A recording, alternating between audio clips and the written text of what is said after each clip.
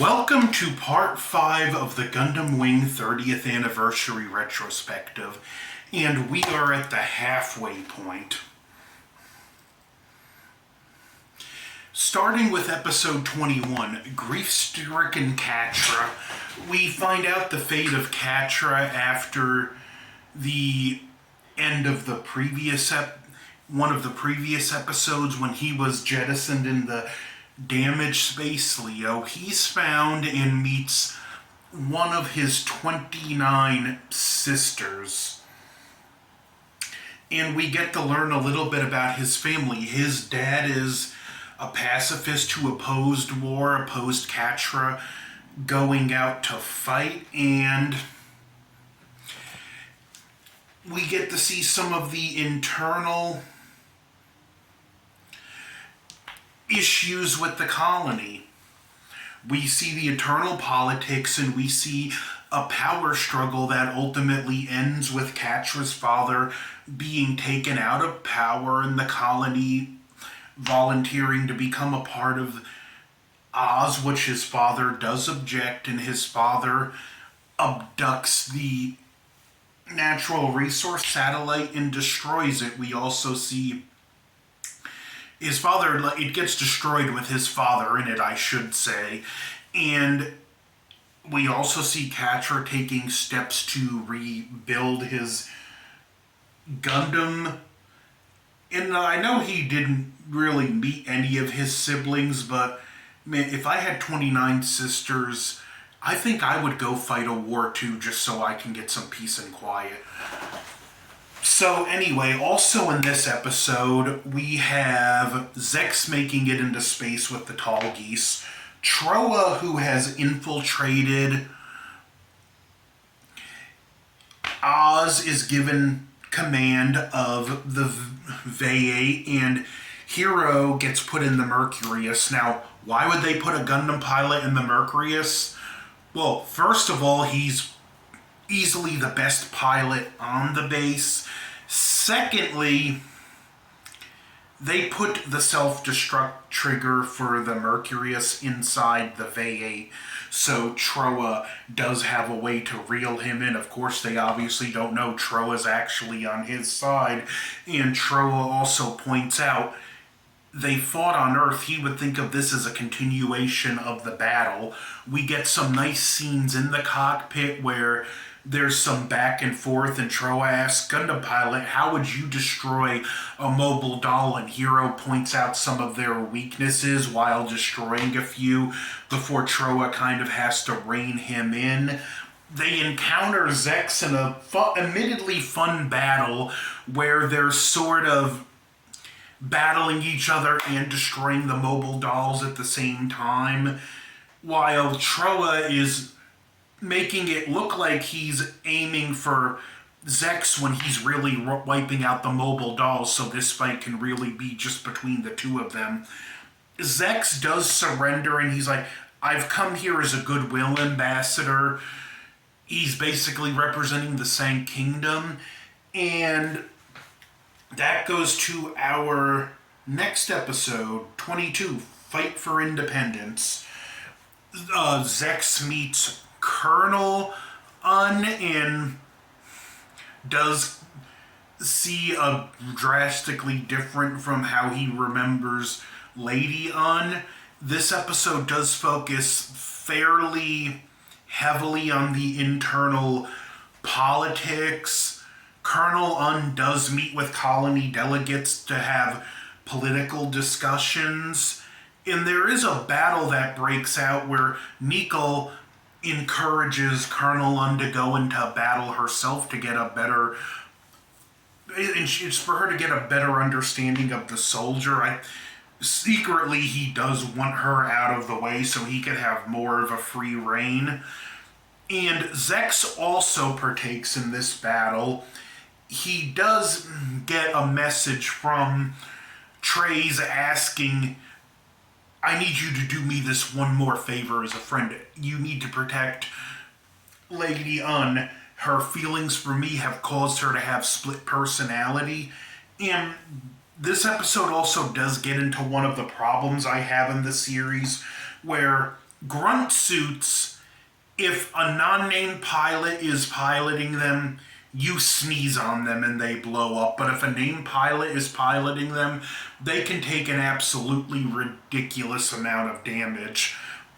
Case in point in this, Colonel slash Lady Un's Taurus, Zex does protect her, but then Lady Un asks him to take her back. And she does talk to Nico, who Nico was actually prepared to fire barge at the colony, but Troa stopped it. Lady Un does have a conversation with him. She pulls out her pistol and tells him his actions were on the mark. However, what she's going to do is also on the mark.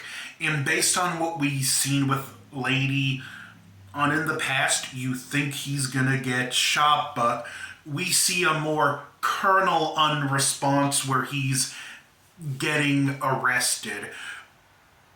We have begun to see the softening of Lady Un. Episode 23, Duo, the God of Death, once again. This episode, Duo, who's still trying to oppose Oz, meets up with one of the colonist volunteers named Hilda, who tells him, next week you should volunteer. Duo forges the paper. He does see her again, and she's like, hey, I told you sign-ups were next week. He's like, well, you can feel free to check out my paperwork. It's all in order, but it's forged. And he does get into a scuffle before getting into a Space Leo, which the Space Leo has this extra thruster on the back. One thing that, Gundam Universe, they have a porthole in the back of the Leo, so I can't help but wonder, was there meant to be extra accessories for this figure at the time? But that's besides the point. He does get into a brief scuffle and gets captured. There are some more interactions between him and Hilda before he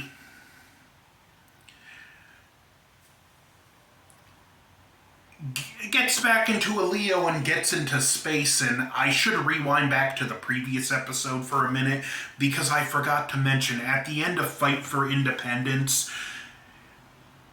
Wu Fei and the Shenlong show up and go to attack the Chief Engineer Tuberoff's shuttle, only Shenlong has no propulsion, no ammo, no way to fight back, and when Tuberoff sees it can't fight back, he orders it captured to study it. I think at this point, Wu Fei probably figured out the Gundam engineers have been captured, and this is probably a way to get his Gundam upgraded. In the fight for it, we've also seen recently that Sally Poe is on Earth looking for the ditched Gundams, and she just found the Wing Gundam, but that's a whole other discussion. Anyway, Duo does get back into another Leo, and again, he tanks a ridiculous amount of damage, and they do talk about it, and Hilda said she's fighting for the colonies, and Duo's like, that's what I'm doing too, which now she has a change of heart and protects her. The last thing we see of her is another officer. He's like, I have a huge problem with your conduct, and she goes off to presumably get court-martialed and executed, but Duo makes it to the base. He finds the Gundam engineers, and he discovers they're not only rebuilding slash upgrading his Death Scythe, but they're also upgrading the Gundam Shenlong. They're like, you can't be here. Whatever they do, they can't see. Whatever we do, they just can't see these Gundams. And they just kind of have to capture him themselves, but to make it look realistic, one of the engineers does rough him up a little. and he gets thrown into a cell with Hero and Wu Fei. Now, again, I'm no military expert here, but you have these three deadly highly trained pilots. Why are you throwing all three of them in the same cell together? That just sounds like you're actively seeking trouble. But on to episode 24, the Gundam they called Zero. And this introduces the Gundam Wing Zero.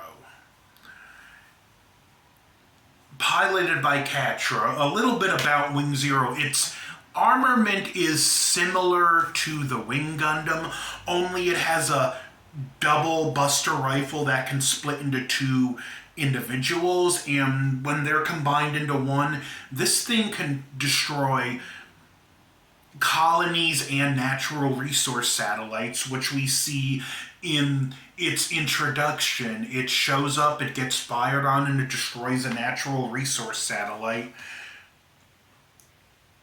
The Troa and Hero are sent out to confront it, and they are like talking like, this is, well, if this Gundam's as strong as we think it is, maybe we can link up with Catra and fight back from here. But Hero's like, I'm not just assuming he's a friend at this point, just kind of sensing that something ain't quite right here. We do have a nice also back and forth between Duo and Troa, where Troa punches him in the gut, and he does such a convincing performance that Wu Fei actually does begin to doubt he's on their side, and Duo shows him this little recording with information on their new Gundam. Meanwhile, we're beginning to go into our next shift of the balance of power.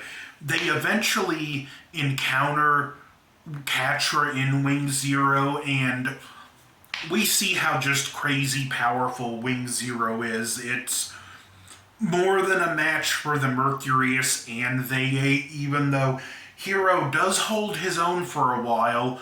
The V8 takes heavy damage. It tanks the twin buster rifle, but the cockpit's exposed and the suit's pretty much ineffective at this point.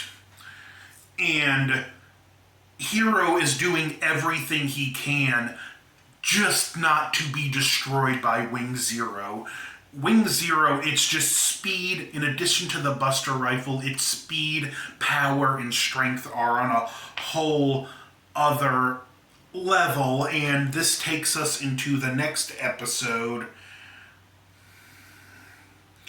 Hero versus Catra, which a lot happens in this episode. We have the ongoing fight with Hero and Catra. The V8 does take more damage and explodes with with Troa drifting into space. Hero and Catra's fight goes on. Catra is clearly acting crazy. At first we think his grief maybe drove him mad, but we will find out very soon Zero has something special inside of it. Those of you that have seen it know what it is. Those of you that haven't, I'll talk about it in its episode. The fight ends and Catra does come to his senses. While this is going on, Tuberoth is seizing more power. Treize is just opposed in every way, shape, or form to the mobile dolls. And we see his ideals where he loves soldiers, and he loves soldiers who are willing to die for their ideals, and that to him, even though the Gundam pilots are enemies, they're the perfect embodiment of his ideals, of what the ideal soldier should be. And he hates taking the human equation out of war with the mobile dolls, which, you know what? I agree with him 100%.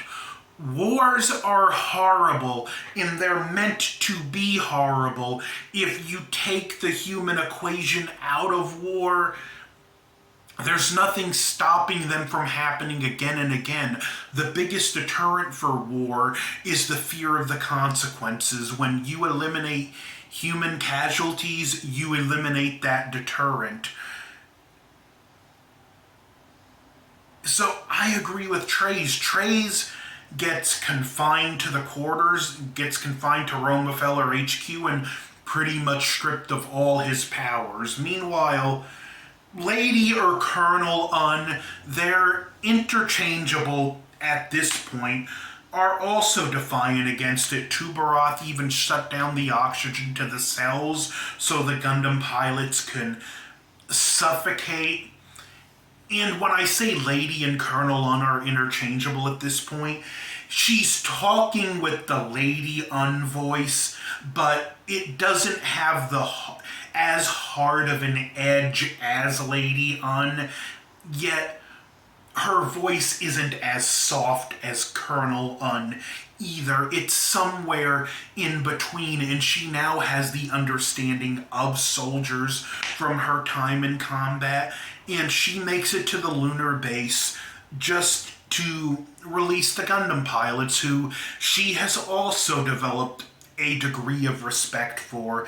And there's a scene where Tuberoth has a gun and he's like threatening to kill her, and she's like, go ahead. In the past, failure meant death at Oz, and there's some back and forth about how she's not a very good soldier, and she goes, that may be so, but as a civilian, I've lived a good life. And she opens the cells, letting the Gundam pilots free while this is going on. The new Oz mobile suit, the Virgo, my favorite enemy mobile suit in this series, is released and slaughters the rest of Lady Un's men. These Virgos, they got a black and red color scheme. They have a beam cannon that's weaker than the V8s, but it works in the same way, and it's got the shielding from the Mercurius. These things are awesome. They look intimidating, especially when the eye is glowing red. They look like a death squad, and Duo and Wu Fei make it to their Gundams, which are both about 70% complete. And if you look carefully, you can see things they're missing, like the Death Scythe is missing the back part of its new cloak, and the now Gundam Ultron doesn't have its long-range weapon on its back yet, and it doesn't have its double-bladed beam trident, but they make quick work of the Virgos and escape. And we end the halfway point of the series and of this retrospective.